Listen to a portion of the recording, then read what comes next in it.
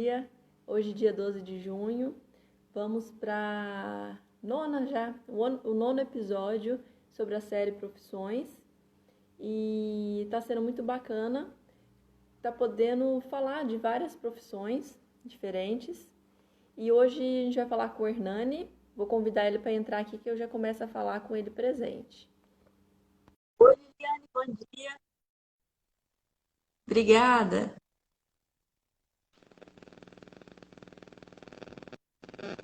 Oi, Hernani, bom dia. Oi, Dani, bom dia.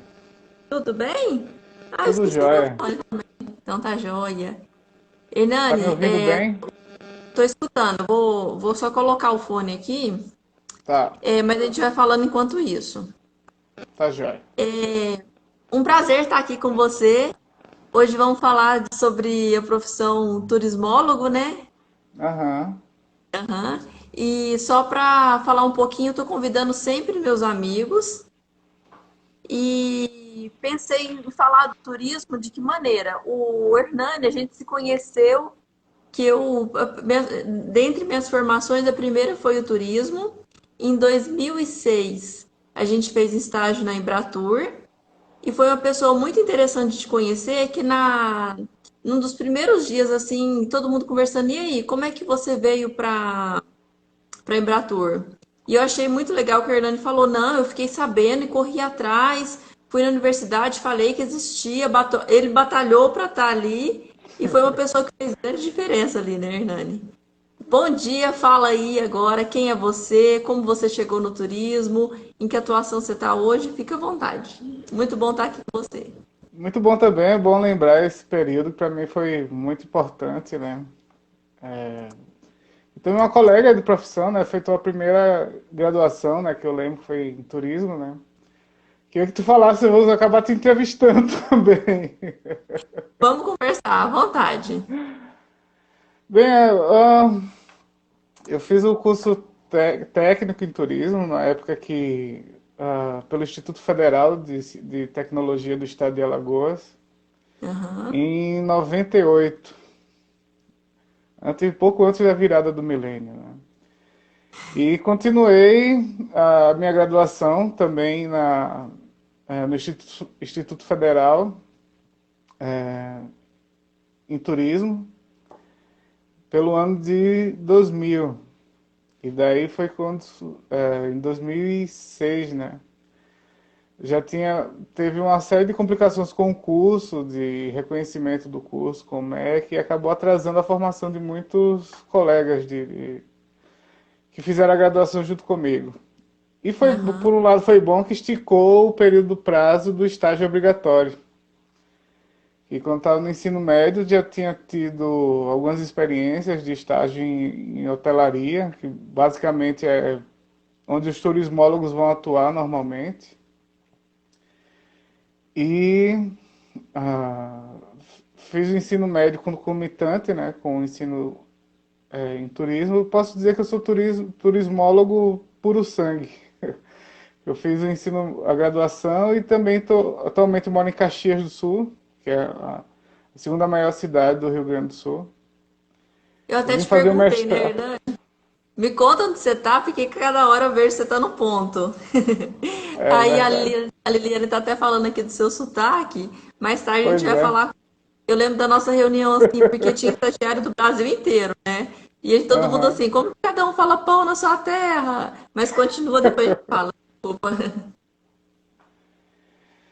Então, eu escolhi fazer turismo porque Maceió, eu nasci no Recife, mas ah, minha forma, me sinto maceióense. E é uma coisa engraçada, né? Eu sempre em trânsito, né? Apesar de cresci ouvindo que tinha nascido no Recife, estava em Maceió. Eu estava em Maceió, sabia que não era de Maceió, mas quando voltava para o Recife também não me sentia do Recife. Então sempre deslocado, né? Sempre em trânsito, deslocado. Então o que me facilitou essa a possibilidade de viajar para outros lugares, de conhecer outros lugares, de me desterritorializar, né? Constantemente. Ah, Então, eu sou graduado em turismo, vim fazer o mestrado em turismo. Em 2014 foi quando defendi a dissertação. E conheci minha companheira, que inclusive hoje é Dia dos Namorados, né? Então, acabei ficando por outras razões também. Coisa boa. Aham. E foi até interessante que no dia que eu falei pra fazer, no dia 12 ele falou, ixi, é dia dos namorados, pode ser cedo? Eu achei bem legal, que aí dá pra comemorar a noite tranquilo. É esse período de pandemia, né? A gente tem uma flexibilidade um pouco maior. E as Aham. manhãs eu tenho ela um pouco mais livre também. Uhum. Muito bom. Hernani, é bom, gente, para quem, para situar assim, é muito interessante estar conversando aqui, que eu não, a gente não se encontra há anos, É fez o verdade. estágio lá em 2006. Às vezes eu vou acompanhando alguma coisa que ele trabalha, que aí você vai situar a gente em qual área de atuação que você está agora. E aí Uhum. a gente vai acompanhando a distância, e agora eu fiz o convite para ele, até legal. Eu estou retomando esse contato com um profissional assim super dedicado pelo que eu venho acompanhando, e é muito legal isso poder falar do turismo, que é algo que eu tenho um carinho muito especial. Não atuei Hum. em Uberaba, uma época eu fiquei no Convention Bureau, mas por um mês e pouco e depois mais nada. E Pois vou é, acompanhando alguns amigos, que a maioria acaba indo para agência de turismo, alguma que é de uma cidade menor conseguiu entrar na secretaria da cultura, ou de alguma coisa assim que tenha mais a ver com o turismo. E é muito aham. bom ter esse seu olhar hoje, que é bem amplo, né? A formação em turismo é uma formação muito abrangente, né? É, na grade curricular das escolas, das universidades, abrange uma formação que vai desde o CUMIN, que é o auxiliar de garçom, até o ministro do turismo, né? Então, é um leque muito grande de oportunidades e um setor extremamente precário na absorção dessa mão de obra, né? Que muitas vezes não precisa de uma mão de obra tão qualificada assim para exercer funções. Você pegar o ramo de hotelaria, praticamente a grande maioria dos serviços são terceirizados.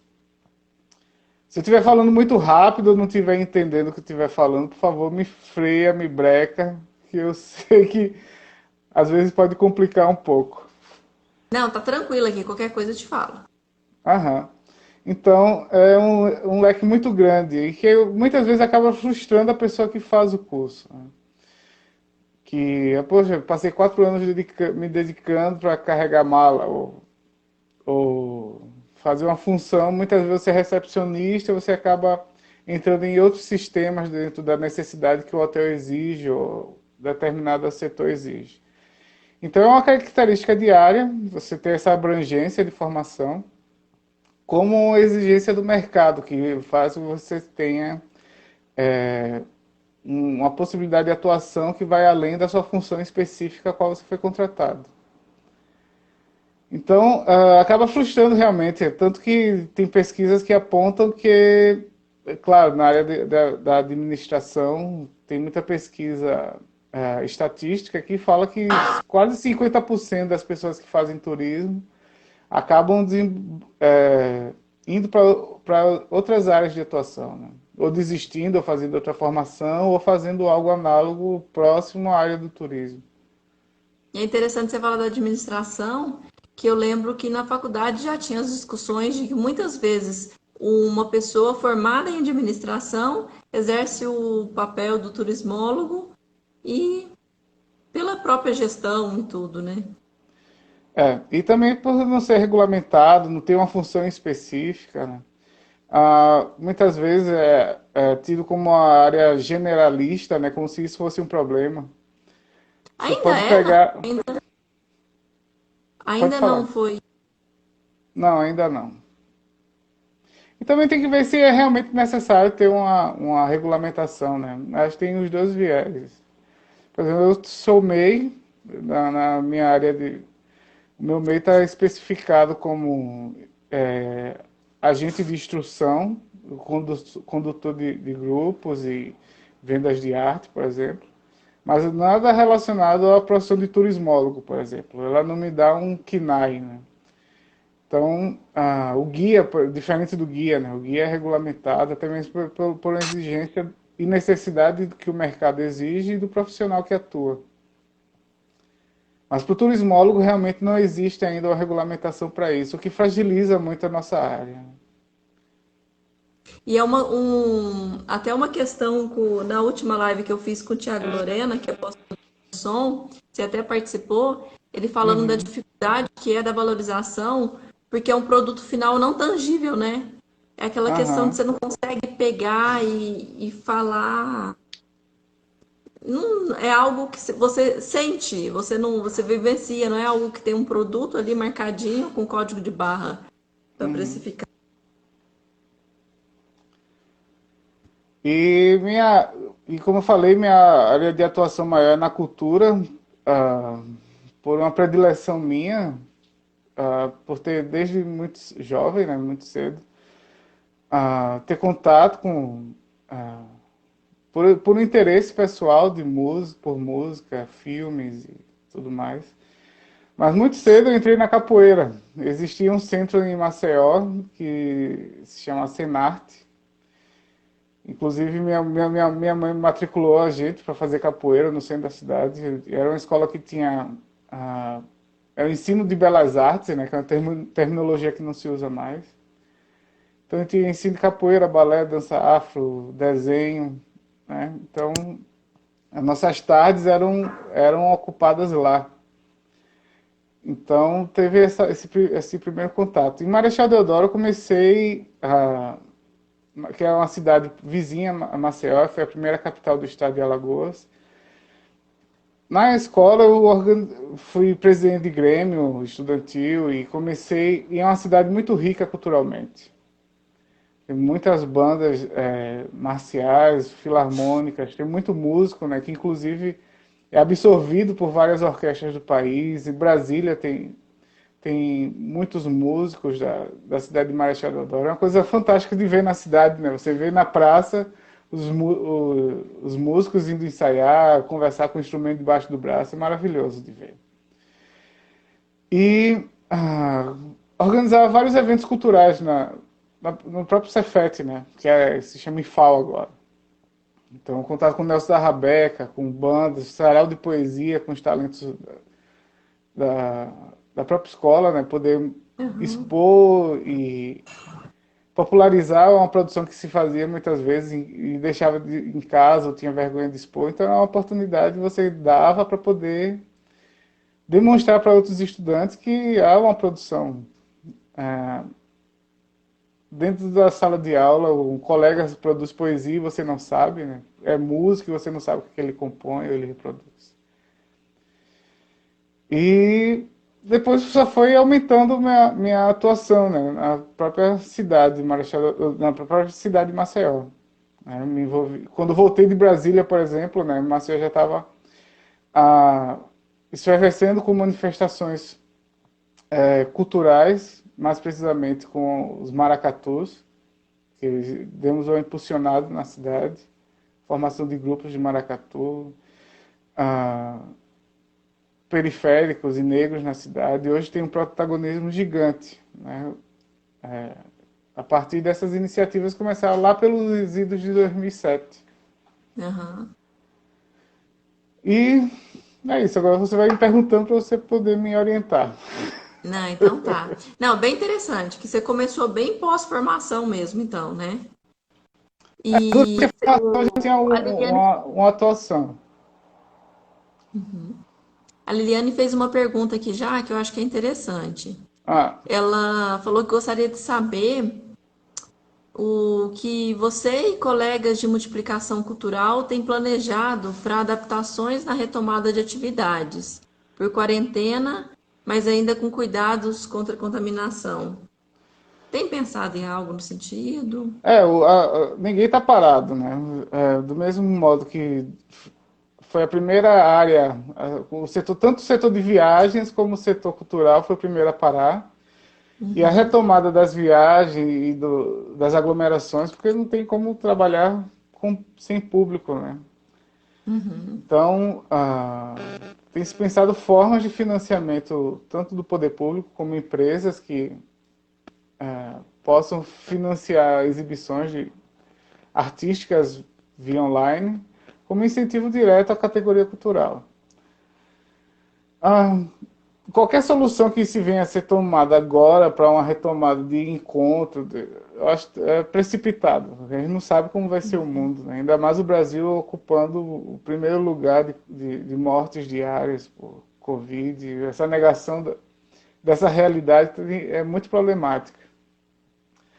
Mas a principal esperança agora é a regulamentação da Lei Aldir Blanc, que os municípios vão receber uma verba, e o debate que está em torno do setor cultural é de como essa verba vai chegar nas pontas, né? Nas cidades e para os produtores e fazedores de cultura, que é uma cadeia tão gigante quanto a do turismo. Que se perde, a hora que chega ali já perdeu bastante coisa, né? Na hora que chega na ponta. Enquanto você Aham. falava, Hernani, eu fui pensando também que tanto você disse da questão do sarau, da manifestação artística mesmo de pessoas num meio, numa sala de aula, e está sendo um meio de comunicação, acho que agora até de educação, conscientização sobre a situação que a gente está passando. Uhum. E e o interessante que eu vejo também, as possibilidades de tá sendo difícil trabalhar muito nessa questão da uso excessivo de tela, né? Muita Uhum. informação bacana ao mesmo tempo, fervilhando, que a gente fica até naquela questão, tá? Eu quero ver, tô cansada, mais tarde eu vejo, tá sendo bem confuso, mas que de outro lado, tá tendo muita videoconferência na qual tá tendo sarau virtual, muita coisa que dá para se trabalhar, mas ainda com essa dificuldade na questão financeira, né? De ter um retorno mesmo. Eu, como terapeuta ocupacional, tenho sentido muito isso. No INEPS, a gente está oferecendo muitos cursos e pensando nessa questão mesmo de como acessar quem está precisando, sem ser oportunista, é algo bem.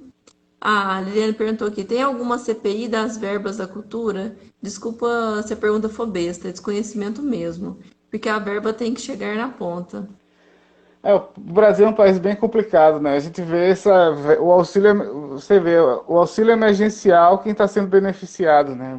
Já tem vários indícios de desvio de finalidade de como está chegando às pessoas. Não está chegando para as pessoas que precisam, né? Pelo contrário, está chegando para pessoas que não precisam dessa verba. Muito, em alguns casos, não posso se generalizar. Acho que não tem como ter Aham. uma CPI agora, porque a verba não chegou ainda, né? Então, não tem como investigar o que não está acontecendo de fato ainda. Mas o que eu comecei a falar, vou até retomar aqui. Uma experiência muito interessante para a gente pensar nessa questão do turismo no país, da formação mesmo. Você Uhum. falando do resgate que você trouxe isso para a cidade de Maceió? Não. Sim, houve um protagonismo, claro, graças a diversos agentes que tem na cidade, a gente foi ah, protagonizando, dando protagonismo às vozes que precisavam desse protagonismo para ser afirmado identitariamente, né? E percebemos que é a cultura negra, por exemplo, Alagoas, apesar de ser o segundo menor estado do país, tem contradições gigantes, do mesmo modo que tem a elite mais rica, uma das elites mais ricas por conta do acúmulo de capital de diversos anos de extração de cana-de-açúcar, você tem o povo mais pobre do estado, do país. E do mesmo modo que você tem uma cultura que foi solapada durante todos esses 500 anos, ela está aí ainda dizendo a que veio, né? Ela existe, então quer dizer, é, uma, é, um, é um conjunto de simbolismos associados à alagoanidade muito forte. Você vê em Alagoas, por exemplo, ela vem com a derrocada do Quilombo dos Palmares, que é traumático até hoje para os movimentos negros, né, que não conseguem fazer valer o monumento à Serra da Barriga que lá tem, né, que poderia ser uma grande meca do movimento negro no país. Você tem ah, o dizimado dos índios caetés. Em 2012, em 1912 houve uma quebra dos terreiros de Xangô no estado de Alagoas, que é conhecido como é conhecido os candomblés e os batuques de culto afro no estado. E, independente disso, eles continuam revalorizando essa cultura, percebemos que através do maracatu ela poderia ser uma linha discursiva, onde tudo isso poderia emergir na sociedade. Então, assim, foi o início dos trabalhos, né? Também trabalhei com cinema, com cineclubes. Surgiu uma oportunidade de fazer uma produção cultural de uma casa no bairro histórico da cidade de Maceió, chamado Jaraguá. E ao entrar na casa, sempre fui um apreciador de filme, de cinema. Tinha uma tela gigante com equipamento monstruoso para exibição de jogos de futebol. Né? Você exibe jogos para exibir cinema, né? Fazer filme. E entrou na programação. Também deu muito certo, né? Começou despretensioso e terminando com vários apoios, inclusive da prefeitura, do Sesc, de cineclubes da cidade. Que bacana. E continua. Não, Assim, não, o projeto acabou. O projeto acabou. acabou em 2011. Que Vindo para pena. Caxias, continuei atuando, né? Na área do cineclube, imaginando que teria que abandonar na primeira semana da aula de mestrado, no mestrado, no programa de mestrado da UX, que é a Universidade de Caxias do Sul. Senta do meu lado um cineasta colombiano chamado Daniel. E na hora de todo mundo se apresentar, ele falou que era cineasta, que produzia filmes e tal. Eu disse, pô, imaginando que ia ter que abandonar, acabou reforçando, né? E daí ele me apresentou para toda a cena cultural aqui da cidade de Caxias. E me chamou para a primeira semana do audiovisual da cidade. E acabei conhecendo também a cena cultural de Caxias do Sul. E daí fui abraçado e abracei a cidade também, né? Bacana. Fui avaliador de projetos da área de cinema daqui. Hoje estou integrante do Conselho Municipal de Cultura, na área de patrimônio cultural. E vários anos avaliando projetos na cidade para a área. Não, muito interessante, que eu estou pensando aqui, o tanto que esse resgate que você está trazendo é importante desde do seu início, o resgate cultural da cidade, as raízes, as origens, algo que se perdeu, que foi retomado por gente de muito dinheiro, e que o tanto que a gente, como turista, quando vai visitar um local desse, a gente se surpreende com toda essa carga cultural e pensar que o retorno para aquela pessoa que é dali mesmo é muito pequeno, né? Eu Exato. senti muito isso quando eu fui para Fortaleza. Eu falava, gente, que cidade linda, que lugar incrível.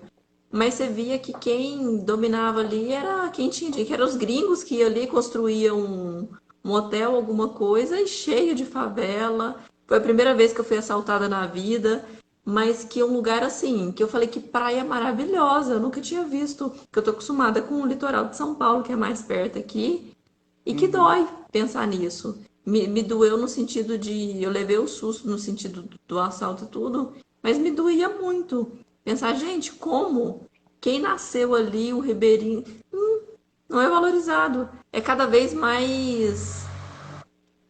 Eu tô buscando o termo aqui correto.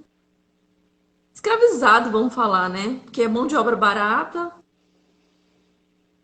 É muito triste. E que bom que você está conseguindo resgatar isso de alguma maneira, né?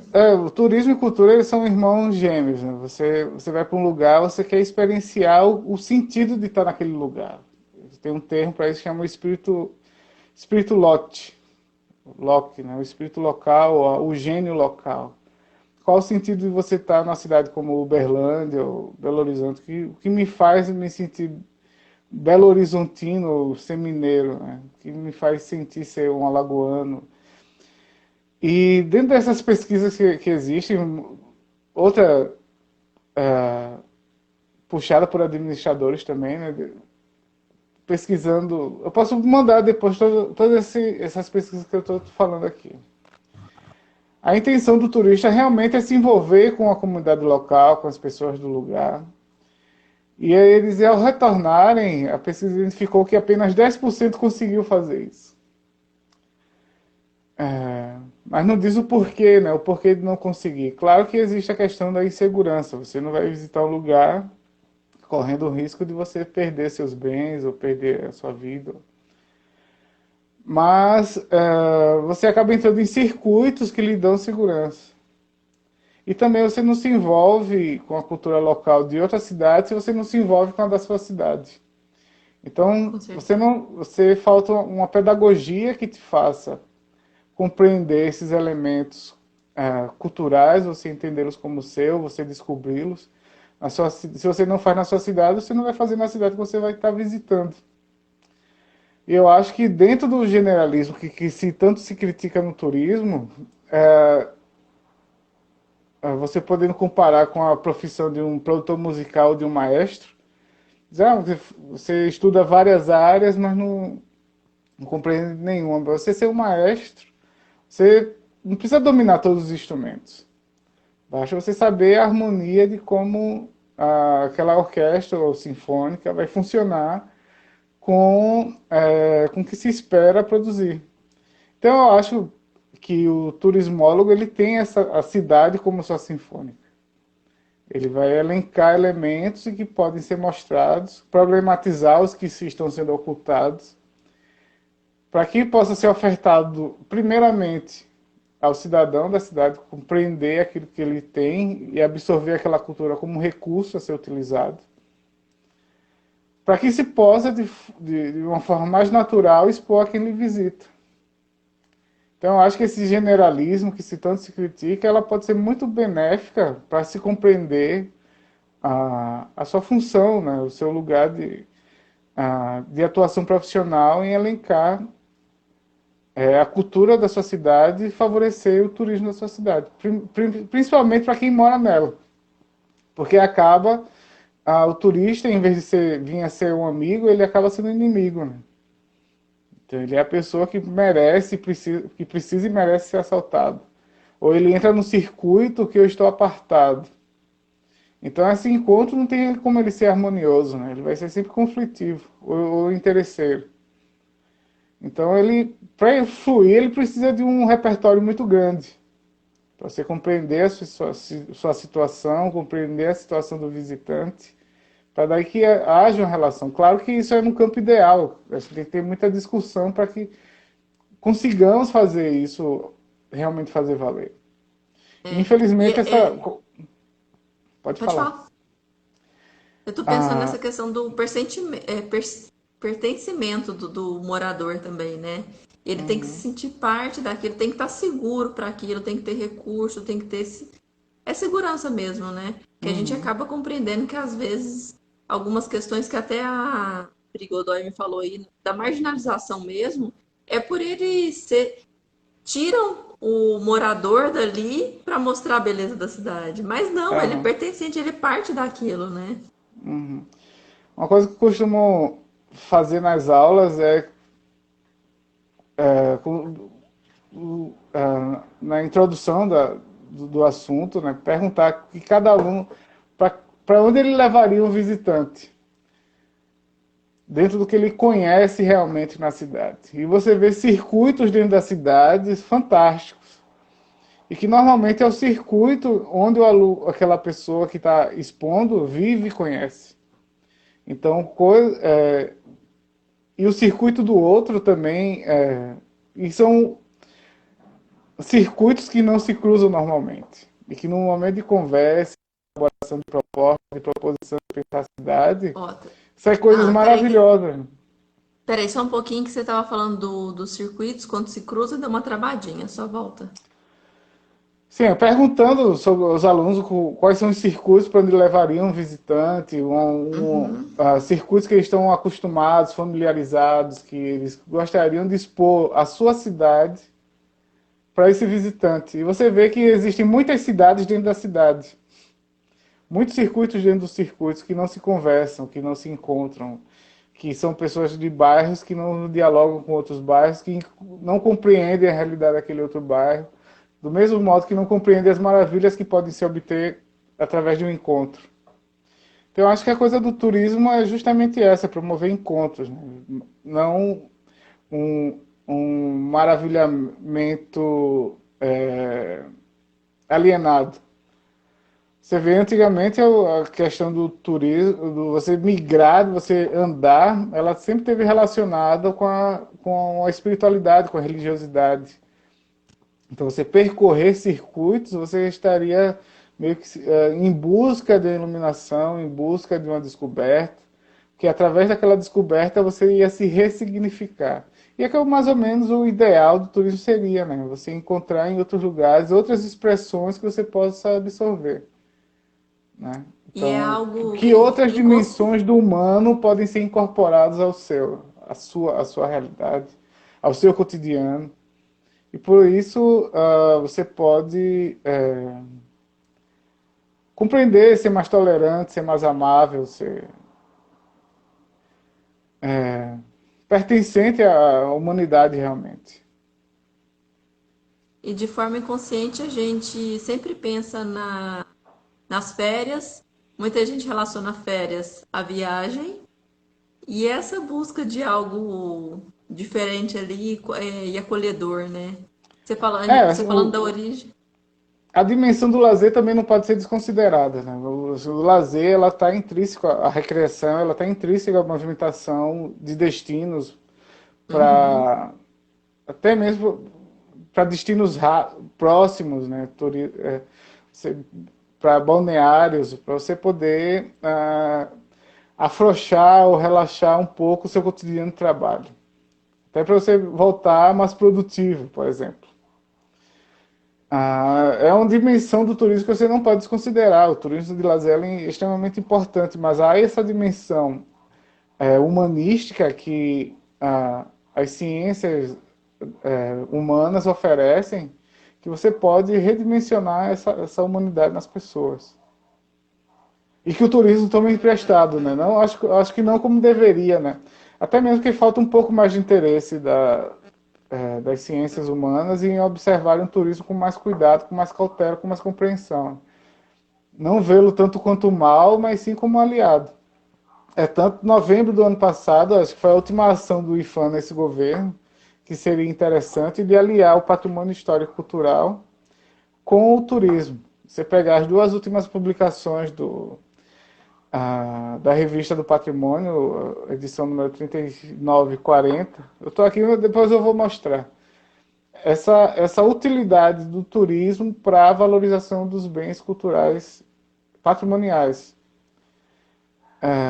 Então o turismo está voltando.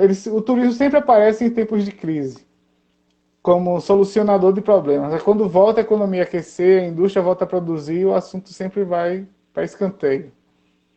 Mas Mas que é importante. geram. Pode falar. Pode falar. Mas que esfria um pouco, mas que é uma fonte de lucro para muitas cidades, né? Mesmo que se destaque outro empreendimentos, indústrias, o turismo está sempre ali com aquele fluxo de pessoas, Uhum, trazendo renda desde a padaria, do posto de combustível, e é algo que as uhum, pessoas não entendem, né? Que o turismo começa ali, uhum, naquela pessoa que te recebe para indicar uma direção de alguma coisa, nessa uhum, troca ali já com o morador, com guia, com posto de combustível, com frentista, uhum, com tudo, né? uhum. E Existem, pode existem falar? dois perfis desse visitante. Tanto o que já está com tudo programado, o que vai fazer de manhã, de tarde, de noite, ele está naquele circuito de city tour, do guia que já fecha com determinados pontos a serem visitados e ele vai ganhar uma comissão em cima, que é uma realidade, não tem como negar isso e também não tem como combater isso, né? E aquele turista que está mais livre, que ele próprio cria o seu repertório de atrações a serem visitadas, ou experiências ou festas que ele pode ter um contato mais próximo com a comunidade que ele vai visitar. Então esse encontro é um muito pequeno em relação a esse mercado maior que está mais estruturada em criar esse cercado para o visitante. Você tinha Então, falado, eu não consigo desvincular o patrimônio histórico do turismo, né? Como não ainda, né? Parece que é criar, algo tão. criar mecanismo para que haja realmente essa aproximação, em que ele possa, quando ele chegar em determinados destinos, saber indicar, não que cada um vai virar um informante turístico, um informante do turismo da sua cidade, mas que ele tenha compreensões mínimas, orientar para ir para algum lugar onde realmente possa ter as informações acerca do seu patrimônio histórico, artístico, arquitetônico. Né? Então é uma pedagogia que não vai ser de um governo que vai resolver. Então é uma pedagogia que tem que ser ao longo de no mínimo 20 anos, né? Com gerações, você a serem educadas a esse fim. Você estava contando e eu pensando aqui, tá bom, alguém que chega aqui, eu nasci em Uberaba, tô com 35 anos, vivi sempre aqui. E eu pensando, se chega alguém aqui para visitar, qual seria meu olhar, qual seria meu circuito que eu ia apresentar aqui para quem Chico viesse? Xavier de Uberaba, é Uberaba que é Chico É de Xavier. Uberaba. Olha só. Então já O é. turismo religioso aqui é muito forte. Tanto nessa questão de Romaria, que tem as procissões sempre nessa época de agosto, que é a padroeira aqui, o pessoal faz a caminhada para lá. E Chico Xavier também, sempre muito movimentado. Eu atendo na instituição de longa permanência, o abrigo para idosos lá, que o Chico Xavier foi um dos fundadores e que é bem de frente à casa dele. E é muito legal, você vê sempre assim, durante a semana chegando ônibus, carro, Olha só. ônibus que é aquele roteiro que a pessoa foi ali para isso mesmo, ou carro de gente de várias cidades que fala, ah, eu estava passando por aqui, fiquei sabendo que é a cidade de Chico Xavier. E isso é algo muito rico, mas que não sabe, a cidade de alguma forma construiu o museu do Chico Xavier, mas que você vê que não tem o Aderência. não tem. Não tem o devido valor que deveria ter. E eu fui aprender, até uma Rochelle postou que num ponto aqui que tem uma escultura do zumbi, que lá era a Igreja Nossa Senhora do Rosário, que o prefeito da época pediu para destruir, porque ela estava muito feia, mal acabada, e que não seria legal para a cidade aquilo, né? É porque Que a seria. igreja, a Irmandade da Nossa Senhora do Rosário, ela é construída e destinada às populações negras. Então, era a igreja permitida a catequese dos negros. E também onde eles poderiam celebrar os ritos católicos para não se misturar com os brancos. Que absurdo! Hoje em E dia que parece hoje absurdo, né? Mas é isso mesmo. dói É triste, pensar. dói demais. E pensar que ainda destruíram, né? Sim, Tinham sim. espaço para eles, vai destrói, que eu não quero isso aqui que tá sujando minha cidade. E que eu fui saber disso há uns 10 anos atrás, numa caminhada fotográfica que eu fui fazer. Que são, Aham. assim, questões culturais que a gente vai aprender muito da nossa cidade.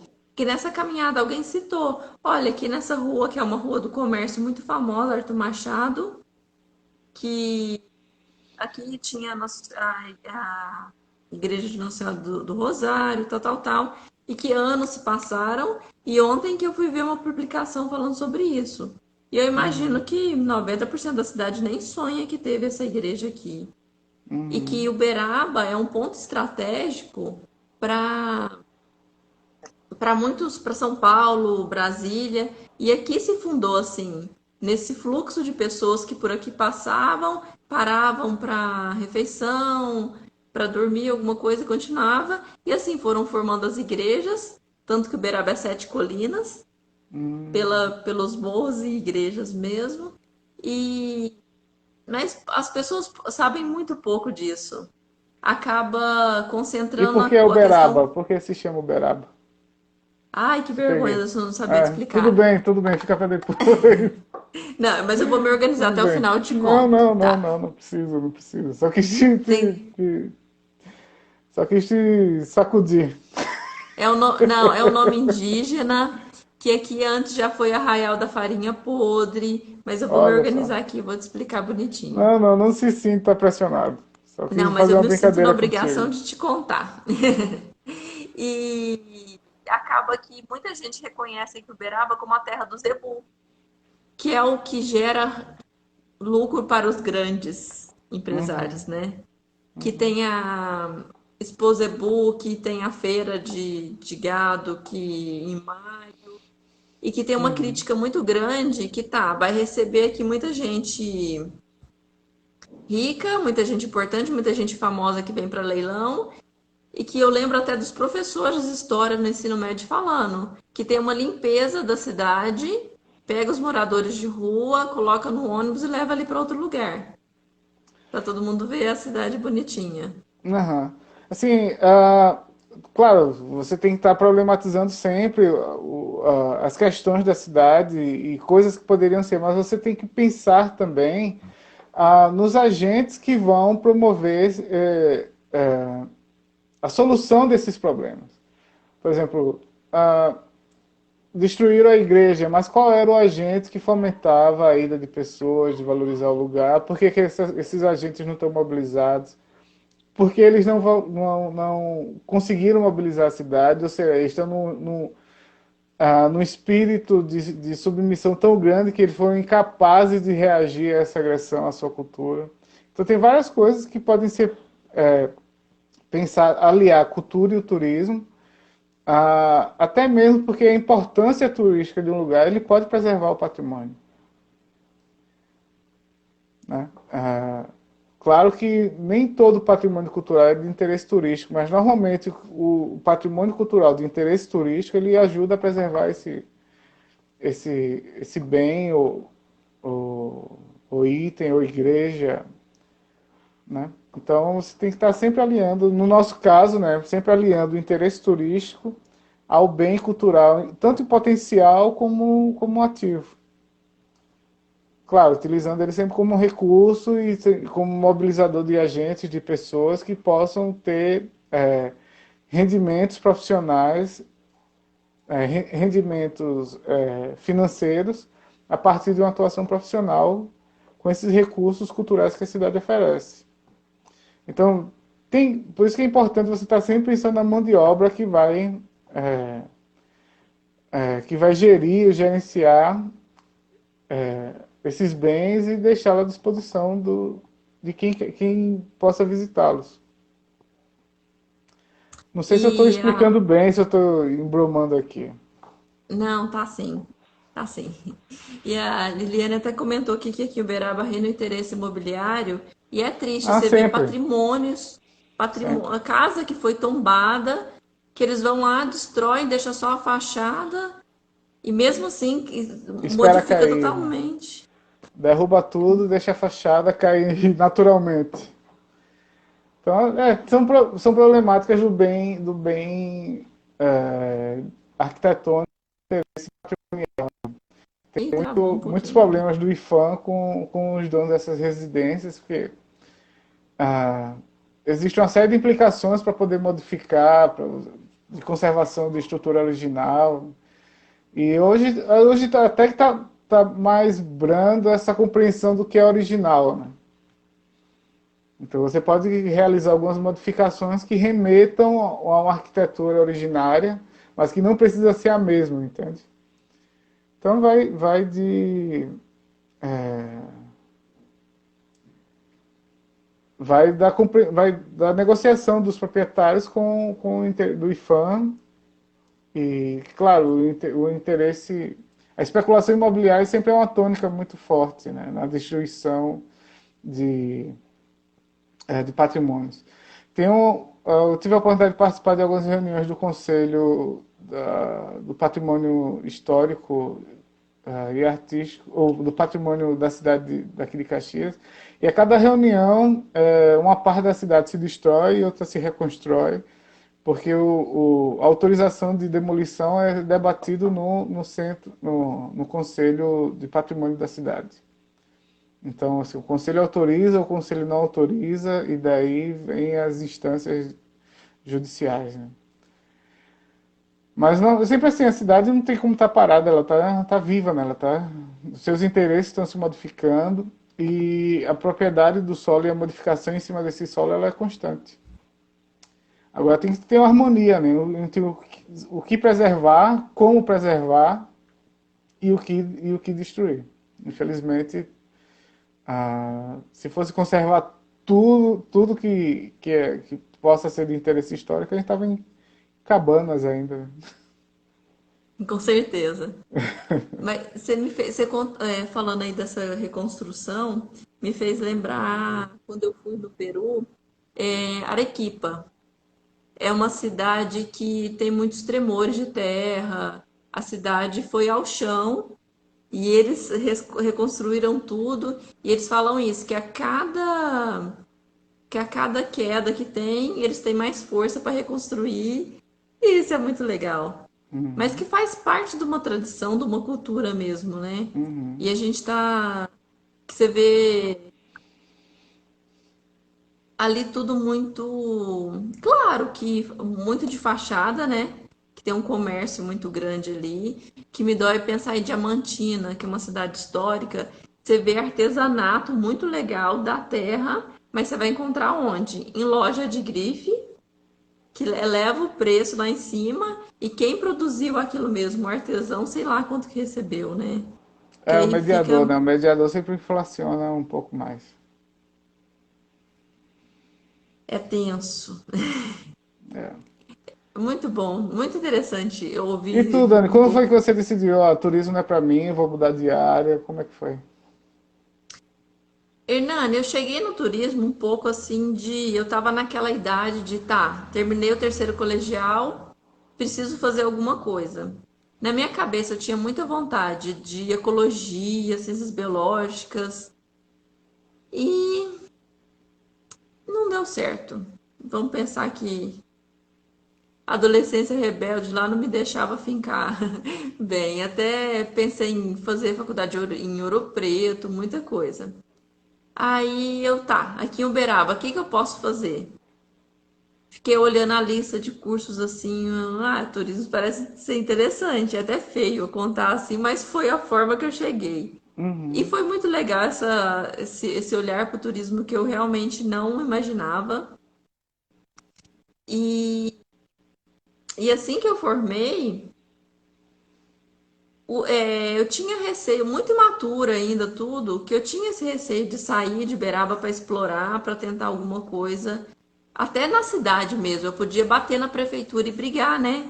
Vamos fazer algo diferente aqui. Eu acho que eu não tinha maturidade suficiente para eu sustentar esse desejo de, tá, eu vou trabalhar com turismo. Na época tinha agência de turismo, alguma coisa. Meu pai foi contra eu trabalhar na agência por questão de valor. Uhum. Mas enfim, e acabei. Aí depois eu ainda pensei na pós-graduação em gestão ambiental, que eu poderia casar um pouco o turismo com o meu gosto pela ecologia. Fiz também, mas acabei. Acho que eu justifico como imaturidade mesmo. E acabou que terminando após pouco, 6 meses depois, eu entrei na terapia ocupacional e já com mais idade é ótimo, né? Já mais madura, já mais com, com, com mais Tem noção 60 da. anos, né? É. E é muito interessante, Hernani, que hoje eu vejo a relação da terapia ocupacional com o turismo. Uhum. Nesse olhar da adaptação, do turismo acessível, o olhar do ser humano mesmo, que cada um tem um interesse por algo, esse olhar que cada um dá. Se eu perguntar aqui para os meus amigos, cada um vai ter um olhar sobre o Uberaba, né? Uhum. E nisso vão criar esses circuitos que vão se cruzar, que é muito interessante essa troca. de Deixa eu só informações interromper um mesmo. pouquinho. Tu tinha quantos anos quando decidiu a tua carreira? Quando tu pensou? Terminou o terceiro grau com quantos anos? 17. 17 anos, né? Acho que é muito cedo você definir qual a profissão você deve ter pro resto da vida, né? Ah, Eu acho até interessante você me... fala. Acho até interessante você me perguntar isso, porque é bem a base dessa série Profissões que eu tô fazendo. Uhum, Porque é uma idade que as pessoas precisam. Você sai no terceiro colegial, 17, 18 anos. Você precisa escolher uma profissão, mas é necessário vencer naquele momento. pois Não é. pode esperar um amadurecimento. Às vezes tem uma exigência de não, você precisa fazer o quanto antes para formar. Pra fazer... Eu fui ter professora na terapia ocupacional mais nova que eu, com doutorado. Que experiência que essa pessoa tem? É, deve ter uma experiência livresca, né? Ou pesquisa acadêmica, né? Que é uma Teórica. experiência importante também. Eu tomei a ousadia de indicar alguns livros, né? Mas dentre os livros que eu escolhi, eu só vou falar mais de um. Tem Legal, vai lá. um camarada chamado Andrew Solomon. Ele escreveu esse livro aqui, ó. Lugares distantes. Como viajar Tá. pode mudar o mundo. E ele fala, claro, o turismo moderno, como a gente conhece, surgiu com a aristocracia inglesa, quando ela começou a se tornar global, né, imperial. E os filhos dessa aristocracia começaram a viajar o mundo para compreendê-lo, estudá-lo, conhecido como Grand Tour. Então você tinha o Grand Tour e o Petit Tour, onde você passava pelas grandes cidades que já foram grandes civilizações, como o Império Romano, o Egito, a Itália, França, Paris. Então eles visitavam esses.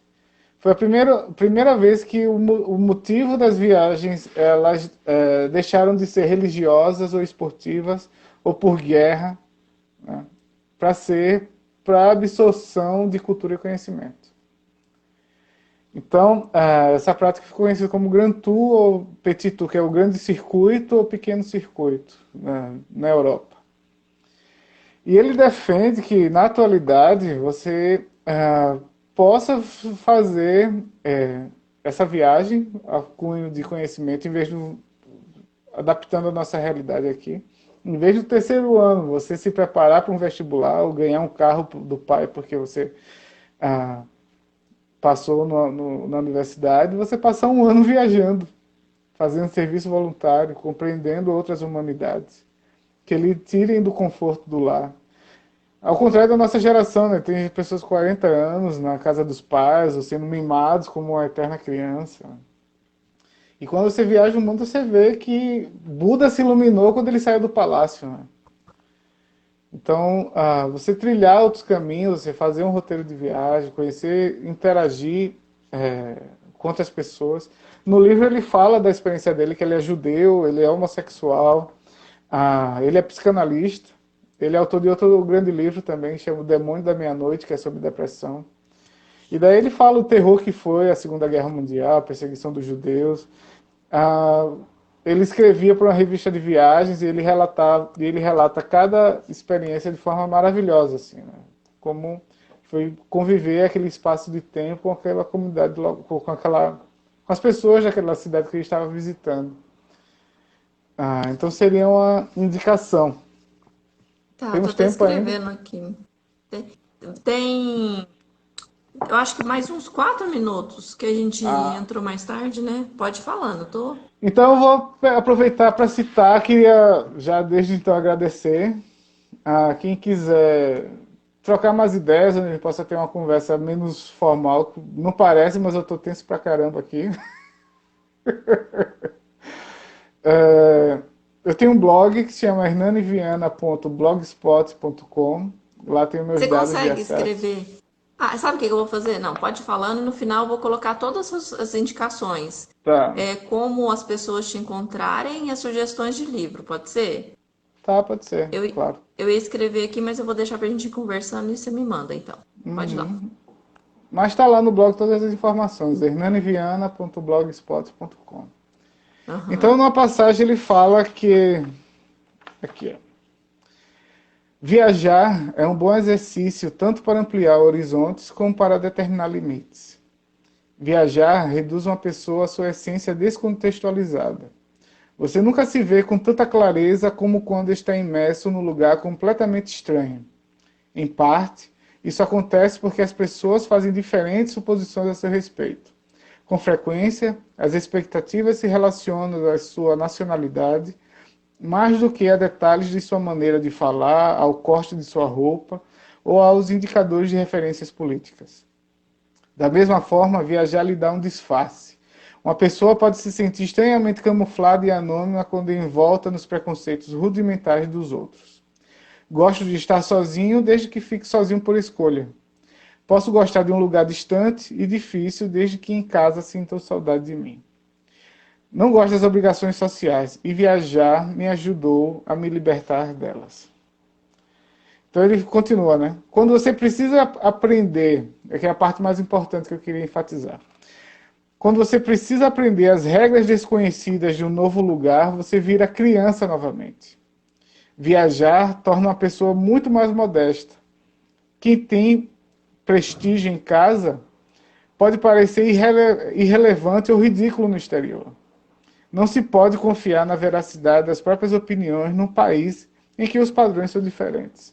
Então você se descontextualiza, o que você tinha como convicção em outro lugar, você pode dizer, não ficar tão convicto daquelas certezas que você tinha anteriormente. Você pode ressignificar a vida, redimensionar a sua humanidade e se sentir pertencente a esse pequeno planeta que vaga na esquina desse universo. Né? Então, acho que viajar é trilhar um caminho, você conhecer novas formas de entender e compreender a vida, só o turismo pode proporcionar. E, claro, precisa de bons profissionais que saibam fazer a mediação. Eu acho que esse é o nosso papel, orquestrar as cidades. Acho que, pensando agora, acho que a gente é orquestrador do simbólico das cidades. Acho que o turismólogo teria que ter essa aptidão e esse repertório cultural que lhe possa municiar de informações nas cidades. Você possa orquestrá-la para que possa sair seja bom aos ouvidos, né? Só que são os ouvidos da alma. Então, eu acho que é a oportunidade que a gente tem de poder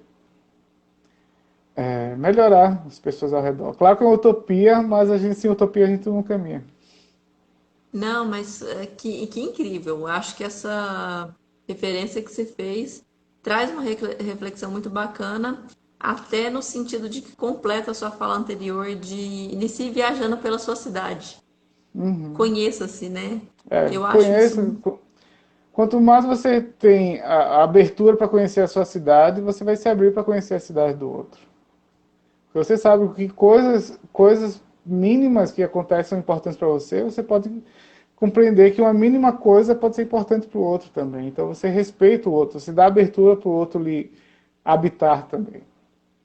Então você não vai chegar de forma autoritária, sua vontade, suas exigências. Se você é preconceituoso no seu lugar, você vai ser preconceituoso em qualquer outro. É. Então não é a viagem que ele modifica. Então, é o seu estado de espírito, a sua abertura para as possibilidades que vão lhe dar condições de se refazer constantemente. Nossa, eu farei um recorte desse finalzinho aqui que foi incrível. Ah, Deu não. para deu para resumir bastante e muito, muito bom. Hernani, muito obrigada Eu pela que sua agradeço, Dani. Foi muito disponibilidade. bom mesmo. Foi muito bom mesmo. Muito bom te ver. E Muito parabéns bom. pela iniciativa. Diversas profissões é o momento que a gente tem para poder parar e repensar mesmo, né? Como foi que entramos? Queira ou não, você faz um trajeto de vida, né? É. Como foi que eu cheguei até aqui, né? Qual foi o momento que eu tive que decidir? Se eu tivesse decidido por outra coisa. Por exemplo, meu primeiro vestibular, eu estava pensando hoje de manhã, né? Meu primeiro vestibular foi para jornalismo. Não passei, tive a opção de fazer a formação de ator. E foi quando eu emendei já no vestibular para turismo. Eu disse, entre ator e turismo, vou ficar com turismo. Mas foi um momento de escolha ali, né? Então eu poderia ter um Eu, destino totalmente diferente. é um ator.